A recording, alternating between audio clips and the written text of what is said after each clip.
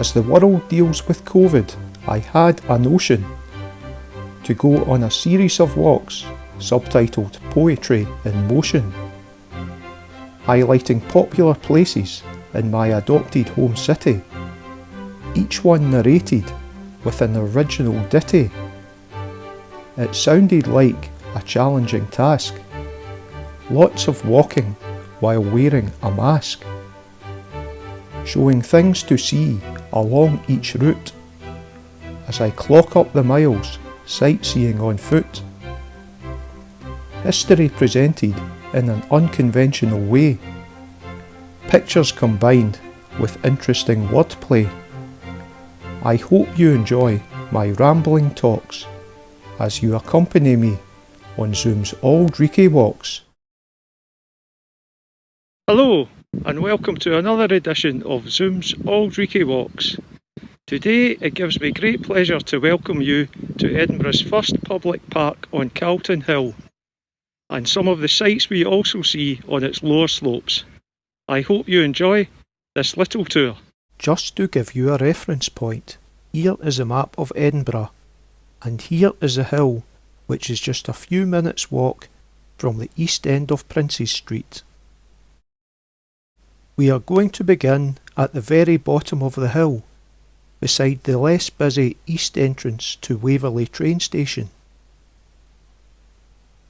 We will pass under Regent Bridge before snaking our way uphill to the middle level, briefly pausing there before skirting the edge of the park as we head downhill once more, then marvelling at the fine architecture surrounding the northern and eastern side of the hill before turning once more into the park, which we will spiral around before finishing our walk beside the main site. I hope you enjoy this voyage of discovery. Let's head out there now. A few minutes walk east of Princes Street, at a height of 329 feet, Calton Hill is somewhere worth spending some time, an easy ascent offering views sublime. Dating from the year 1817, the Governor's House is first to be seen. Once part of Scotland's largest prison, nowadays a different use has arisen, the Scottish Human Rights Commission HQ. On the former site of Calton Jail, who knew? Now look up here and ponder a while at the Regent Bridge in the Greek Revival style, carrying traffic towards Calton Hill with regal grace. It featured in the film Trainspotting's opening chase. Opened in 1819, so over 200 years old. On 18th August of that year, it welcomed Prince Leopold.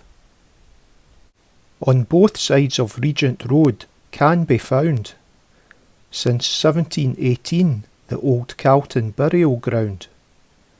Many famous Scots are there interred, eerily silent where nothing can be heard.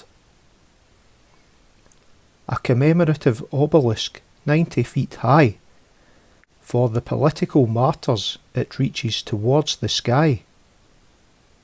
Home of the Scottish Civil Service since 1939, Art Deco St Andrew's House is a building so fine. Never officially opened when World War II began, it affects the lives of every child, woman and man. Along and across the road is a building whose fate has been to lie empty since 1968. The former Royal High School dates from 1829. Architect Thomas Hamilton used a neoclassical design. Near the southern foot on many a postcard is the tribute to Robert Burns, our national bard. Famed for poems such as Tam O'Shanter, as Scottish as Haggis, Iron Brew and the Bagpipe Chanter. Along here many tour coaches meet, offering tourists a great view of Arthur's Seat.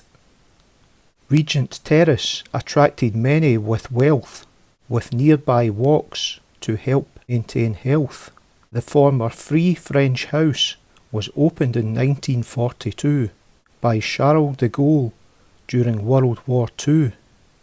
Carlton and Royal Terraces around the bend it continues. Look along their length for terrific views. Royal Terrace was once known as Whiskey Row. Georgian architecture lovers along it will go. Local Ukrainians have marked two events from their past. Don't rush in and out of the park too fast. At the northern entrance, and perhaps less well known, pause for reflection at the Holodomor memorial stone.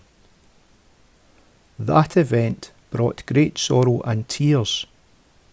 Event number 2 at the western entrance marks 1,000 years of Christianity in their home country with a wall plate dedicated to Kiev's St. Wolodymyr the Great. 3 19th century singers who were admired in their day: John Templeton, John Wilson and David Kennedy. Their memorial plate is beside the steps facing south. Scottish music spread around the world via songs from their mouth. We turn back into the park and behind the Royal High School we go.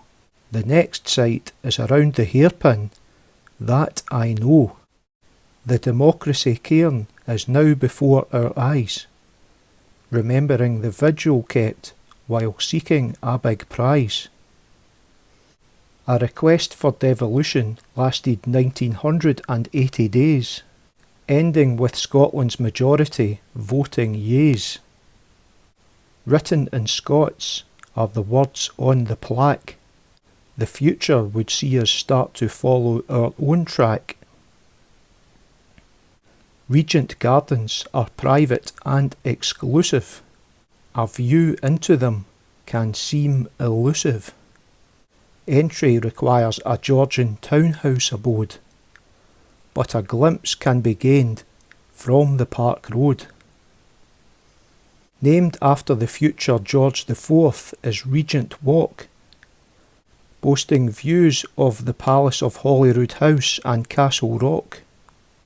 Created in 1815-16, couples strolling and joggers can be seen. A leading figure of the Enlightenment, Dugald Stewart is remembered with a monument.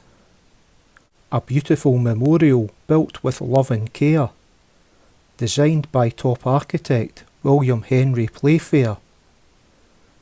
A picturesque location from which to choose. It's one of the city's most recognised views. David Hume, philosopher, the council he implored, until his lobbying could no longer be ignored. For residents' health and amusement, build a walkway, with lovely views of the Forth on a cold winter's day. His mausoleum just across the road can be found, in the old Calton burial ground. The Nelson Monument remembers Horatio. His defeat of Napoleon made him a hero. At the Battle of Trafalgar in 1805, aboard HMS Victory were his final moments alive. Atop a slender tower with a telescopic design, Trafalgar Day each year flies the Navy's white ensign. Since 1852, a ball dropped at 1 o'clock signals the time to ship captains moored in Leith Dock. You will see an interesting object of sizable mass, a dolphin-handled Portuguese cannon made of brass, presented by Burma to Edinburgh as a gift. It looks pretty heavy, so please don't try to lift. Walking past it, you may worry where it's aimed, but it's not armed, so no chance of being maimed. The City Observatory is now a centre for contemporary arts, with exhibition space and a restaurant in its former parts. Thomas Henderson, the astronomer royal, here calculated with considerable toil the distance to Alpha Centauri, our closest system of stars, but he never found any little green men from Mars. Old Observatory House should have you pondering for a while at this building in the Scots baronial style, a frequent sight in tourist pics. Building began in 1776. The National Monument of Scotland invited many a moan. Built using the finest Craigleith stone, modelled on Athens' Parthenon, left unfinished when all the money had gone. The Napoleonic Wars dead it would commemorate. 1826 was its starting date. Construction abandoned after just 3 years. Edinburgh's disgrace according to local sneers. Remembering those who met their fate, it's now generally accepted in its unfinished state. We have reached the end of a pleasant walk. I've enjoyed researching this rambling talk.